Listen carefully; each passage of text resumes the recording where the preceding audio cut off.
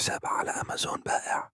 نزلت عليه كشافات إضاءة ومنفاخ هوائي. وأول ما بدأت البيع الدنيا اشتغلت.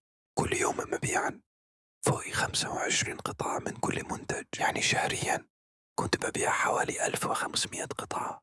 الأرباح حقيقية، ومش هكذب عليك كانت كبيرة، لحد ما جه اليوم اللي أمازون قفل فيه الحساب فجأة. السبب طلبوا مني بطاقة ضريبية ما كنتش عامل حساب لها. البيع وقف والرزق اتعلق، واللي كنت فاكرك مستقر اختفى في لحظة. دي كانت أول صفعة، بس ما كانتش الأخيرة.